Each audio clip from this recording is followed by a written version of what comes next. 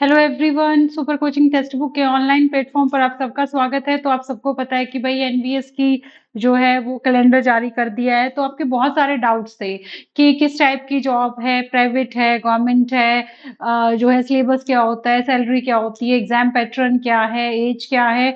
तो आज उन सारे डाउट्स को मैं क्लियर करने आई हूँ। ठीक है, तो चलो सबसे पहले बात करते हैं कि मेरे पास जो है सबसे पहले तो आपका जो था वो थी गवर्नमेंट जॉब है या प्राइवेट जॉब है। तो बिल्कुल बेटा ये गवर्नमेंट जॉब है। जो एनवीएस स्कूल्स होते हैं ये एक आवासीय संस्था है। मीन्स आपको जो है आप ऐसी नहीं है कि आप कोई भी गवर्नमेंट जॉब करते हो आप डेली अप डाउन कर सको, नहीं। ये स्कूल्स में जो है आपको वहीं पर सरकारी जो है क्वार्टर मिलता है रहने के लिए। ठीक है, और वहीं पर ही आपको जो है वो रहना होता है। प्रॉपर आपको अच्छे से रेजिडेंटल जो है स्कूल्स हैं, तो आपको प्रॉपर जो है रहने के लिए प्रॉपर मतलब पूरी फैमिली के लिए, ये नहीं कि इवन आप मतलब ऐसा नहीं है कि आप ही जो है जाओगे, नहीं। आप अपनी फैमिली को लेकर, आप मैरिड हो, आप अपनी फैमिली को लेके जाना चाहते हो तो आप बिल्कुल जा सकते हो। ठीक है, उसके बाद जो है हम आगे जो बात करते हैं कि हमारे पास जो है ये किस किस के, जैसे कई बच्चे थे मैम जो है मैं पीआरटी हूँ, पीआरटी की कितनी वैकेंसी आ रही है, आपके और भी बहुत सारे डाउट थे। तो बेटा एक और चीज है, जो एनवीएस स्कूल्स हैं वो जो है वो 6 से स्टार्ट होते हैं। ठीक है, वो 6 to 12 है। प्राइमरी की यहाँ पर वैकेंसी नहीं होती। यहाँ जो वैकेंसी आती है वो टीजीटी, अगर हम टीचिंग में बात करें, वैसे नॉन टीचिंग की भी वैकेंसी है बट मैं आपको सिर्फ टीचिंग की बात कर रही हूँ। तो टीजीटी की, पीजीटी की और जो है प्रिंसिपल की, ठीक है, जो है प्रिंसिपल की, इन पर आपकी जो है वैकेंसी आती है यहाँ पर। ठीक है, उसके बाद इतना जानने के बाद आगे हम बात करते हैं कि इनको कौन दे सकता है, टीजीटी या पीजीटी, जो भी आप प्रिंसिपल के लिए अप्लाई करना चाहते हैं। उसके बाद हम बात करते हैं एलिजिबिलिटी की, कि आपके पास क्या होना चाहिए। तो अगर हम टीजीटी के लिए बात करें तो टीजीटी के लिए आपके पास जो है वो ग्रेजुएशन प्लस बीएड और प्लस सीटेट, ये आपके पास होना चाहिए। ठीक है, आप पूछ रहे थे कि मैम सीटेट होना चाहिए या नहीं होना चाहिए। तो आपके पास graduation plus BEd plus CTET होना चाहिए और सीटेट लेवल 2 का होना चाहिए। ठीक है, लेवल 2 का सीटेट होना चाहिए। लेवल 3 का सीटेट, आपको पीजीटी के लिए सीटेट की जरूरत नहीं है, आपको ही पता है पीजीटी के लिए सीटेट नहीं होता। ठीक है, उसके बाद जिस भी सब्जेक्ट के लिए आप टीजीटी पे फिल कर रहे हो, जैसे मैं अगर एग्जांपल दूं जैसे मैथ्स का, तो आप मैथ्स के लिए अगर फिल कर रहे हो तो आपके पास ग्रेजुएशन में एटलीस्ट 2 इयर्स जो है आपको वो सब्जेक्ट जो है वो पढ़ा हुआ होना चाहिए, कि आपके पास ग्रेजुएशन में एटलीस्ट 2 साल आपने वो सब्जेक्ट पढ़ा हो। 2 से ज्यादा पढ़ा हो बट एटलीस्ट 2 इयर्स होना चाहिए। ठीक है, उसके बाद हम आगे एज की बात करते हैं। तो टीजीटी पर जो आपकी एज है वो है 35 इयर्स। ठीक है, 35 इयर्स तक आप जो है वो इसको फिल कर सकते हो। अगर आप 35 से ज्यादा के हो तो आप इसको फिल नहीं कर सकते। प्लस इसमें ना 10 इयर्स जो है वो रिलैक्सेशन है फीमेल्स पर, फीमेल के लिए। ठीक है, फीमेल कैंडिडेट के लिए रिलैक्सेशन है, मतलब फीमेल कैंडिडेट जो है वो 45 इयर्स तक भी भर सकता है। बाकी एससी एसटी पर सब पर है, तो वो आपका नोटिफिकेशन आएगा उसमें भी आपको क्लियर हो जाएगा। ठीक है, लास्ट ईयर भी मिला था जो है एससी एसटी वगैरह को, जो भी था वो हैंडीकैप जो थे उन सबको एज रिलैक्सेशन था। प्लस फीमेल को जो है वो आपको 10 इयर्स का जो है वो एज रिलैक्सेशन मिल जाएगा। उसके बाद अब हम बात करते हैं, ये तो था टीजीटी के लिए कि आपको ग्रेजुएशन बीएड और सीटेट आपका होना जरूरी है। फिर बात करते हैं आगे की, पीजीटी के लिए आपको जो है वो क्या चाहिए। तो पीजीटी के लिए अगर हम बात करें तो आप जिस भी सब्जेक्ट के लिए फिल कर रहे हो, मास्टर्स होनी चाहिए आपके पास, मतलब पोस्ट ग्रेजुएशन होनी चाहिए, आप उस सब्जेक्ट में मास्टर होनी चाहिए आपके पास। सेकंड आपके पास जो है प्लस हमारे पास क्या होनी चाहिए, बीएड तो होनी ही चाहिए। यहाँ सीटेट नहीं है क्योंकि आपको भी पता है कि सीटेट जो है वो पीजीटी पर का सीटेट नहीं होता, सीटेट पीआरटी और टीजीटी पर होता है, लेकिन पीआरटी यहाँ नहीं है, पीआरटी की वैकेंसी नहीं आती है। उसके बाद एज की बात करें तो जो पीजीटी की एज है हमारे पास वो है 40। ठीक है, वो कितनी है, 40 इयर्स। और थर्ड जो आपकी वैकेंसी आती है वो प्रिंसिपल की है। प्रिंसिपल की अगर हम एज की बात करें तो हमारे पास जो है वो 50 इयर्स है। आपके पास एक्सपीरियंस होना चाहिए, क्योंकि प्रिंसिपल की पोस्ट की बात है, जिस भी के जो भी आपका सब्जेक्ट हो, किसी इसमें कोई पर्टिकुलर सब्जेक्ट नहीं होता यहाँ पर प्रिंसिपल के लिए कि आप मैथ्स के ही होनी चाहिए, आप हिंदी के ही होनी चाहिए, आप इंग्लिश के ही होनी चाहिए, नहीं।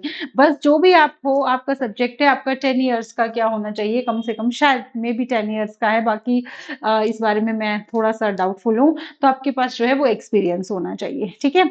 उसके बाद आगे बात करते हैं नेक्स्ट की, मेरे पास नेगेटिव मार्किंग। तो बिल्कुल भाई एनवीएस के एग्जाम में जो है नेगेटिव मार्किंग है, 1/4 की जो है क्वेश्चन गलत होने पर जो है मेरे पास 1/4 मार्क्स, 0.5 मार्क्स जो है वो कट हो जाते हैं अगर आपका एक क्वेश्चन गलत होगा तो। एक क्वेश्चन 1 मार्क्स का होगा, नेगेटिव मार्किंग है 0.25 की यहाँ पर, ठीक है। एज मैंने आपको बता ही दी है। उसके बाद आगे हम बात करते हैं कि मेरे पास एग्जाम पैटर्न क्या होगा। अगर हम एग्जाम पैटर्न की बात करते हैं तो मेरे पास भाई एग्जाम पैटर्न में आपके पास क्या होगा, 10 नंबर की जनरल अवेयरनेस आएगी, रीजनिंग एबिलिटी आएगी 10 नंबर की, नॉलेज ऑफ आईसीटी आएगी, टीचिंग एप्टीट्यूड आएगा। ये 40 मार्क्स तो आपका जर्नल है। और उसके बाद जो है यही था ना, इसमें teaching aptitude reasoning knowledge 10 40 130 marks का कुछ था शायद। चलो इसको उसके बाद 80 मार्क्स की जो है आपके पास जो है वो क्या आ जाता है, सब्जेक्ट स्पेसिफिक, ठीक है।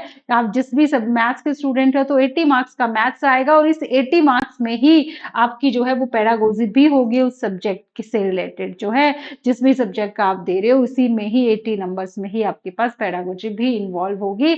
और इसके अलावा ये तो आपके जो है टोटल 120 मार्क्स हो गए। अदर इसके अलावा जो है 20 मार्क्स का आपका लैंग्वेज का टेस्ट होगा, लेकिन ये मार्क्स जो है इस मार्क्स में नहीं जुड़ेंगे, ठीक है। ये 20 मार्क्स में आपको जस्ट क्वालिफाई है, मतलब उन्होंने जो भी रखा हुआ है कि आपको 10 नंबर लेने हैं या 5 नंबर लेने हैं, जो भी हैं, आपको जस्ट ये जो है लैंग्वेज टेस्ट जो है हिंदी और इंग्लिश का, ये जस्ट आपको क्या करना है, क्वालिफाई करना है, ठीक है। उसके बाद जो हम आगे बात करें तो ये आपका एग्जाम पैटर्न हो गया, इस टाइप से आता है। और उसके बाद अगर हम दूसरी बात करें सब्जेक्ट की, तो सब्जेक्ट जो है आप जिस भी सब्जेक्ट से रिलेटेड हो, आप टीजीटी का दे रहे हो तो आपको 6 to 10 तक जो है वो सारी चीजें पढ़नी ही हैं। उसके बाद अगर आप इंक्लूडिंग एनसीईआरटी, ठीक है, इंक्लूडिंग एनसीईआरटी बुक्स।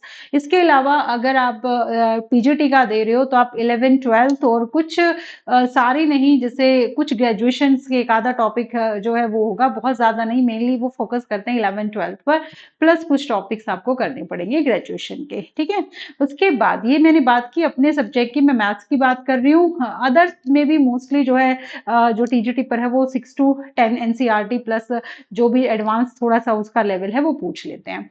फिर आगे हम बात करते हैं कि हमारे पास जो है अगर हम यहाँ जा रहे हैं एनवीएस में तो हमें कितनी सैलरी मिलेगी, किस टाइप की जॉब है ये। तो भाई जो एनवीएस, चाहे आप टीजीटी पोस्ट पर ज्वाइन करो या पीजीटी पर ज्वाइन करो, ये आपकी बी ग्रुप की जॉब है, ठीक है। बी ग्रुप्स की जॉब है। सैलरी की बात करें तो सैलरी जो है ना वो टीजीटी और पीजीटी दोनों की, अगर हम टीजीटी की बात करें तो जो नॉर्मल सैलरी है, नॉर्मल, और मैं दूसरी क्यों बात कर रही हूँ कि जो नॉर्मल सैलरी है ना, वही बताऊंगी कि मैं नॉर्मल वर्ड यहाँ क्यों यूज करूँ, कि नॉर्मल तो दूसरी सैलरी कौन सी होती है, तो इसमें दूसरी सैलरी भी होती है, तो उसकी भी बात करेंगे। तो अगर हम टीजीटी पे नॉर्मल सैलरी की बात करें तो 63,000 के आसपास, 63-64 अराउंड फिगर में अगर मैं बात करूं तो 64,000 जो के आसपास जो है आपकी जो है राउंड फिगर में आपकी सैलरी होती है। और मैं बात कर रही हूँ किसकी, टीजीटी की, सॉरी, पीजीटी की होती है 64 के अराउंड। तो और टीजीटी की जो सैलरी है वो 59,000 या 60 के अराउंड लगा लो, ठीक है। ये आपकी टीजीटी पर होती है। उसके बाद क्या होता है कि दूसरी दूसरी सैलरी कौन सी होती है, फिर ये नॉर्मल है तो कई बार ऐसा होता है कि आपको ना थोड़ा सा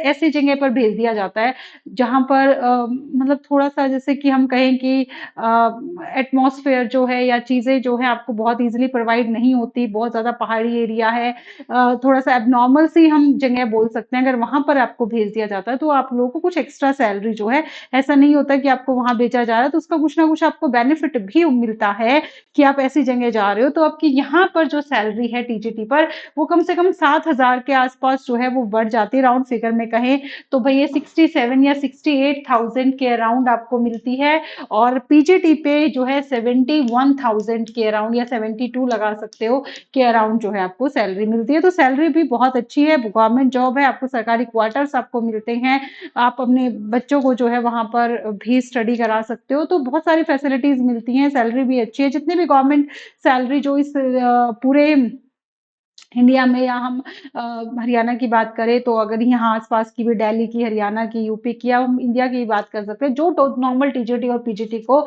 जो भी ग्रेड पे होती है, वही सेम इसकी भी है, ठीक है? तो इसलिए काफ़ी अच्छी जो हैं वो सैलरी है। और दूसरा जो है, अगर आप हमारे साथ जुड़ना चाहते हैं, आप तैयारी कर रहे हैं, क्योंकि आपको पता है कि 15 जुलाई से नोटिफ़िकेशन आ जाएगा आपका, और 30 सितंबर को एग्ज़ाम है, तो गिने-चुने दिन हैं जो आपके पास डिसाइड हो चुके हैं। तो इसलिए अगर आप हमारे साथ जुड़ना चाहते हैं टेक्स्ट बुक के साथ, तो आप जुड़ सकते हैं और अपनी तैयारी को जो है बहुत अच्छा कर सकते हैं। तो यही छोटी-सी इन्फॉर्मेशन मुझे आपको देनी थी, आपके डाउट्स क्लियर करने थे। तो आज के लिए बस इतना ही। Thank you.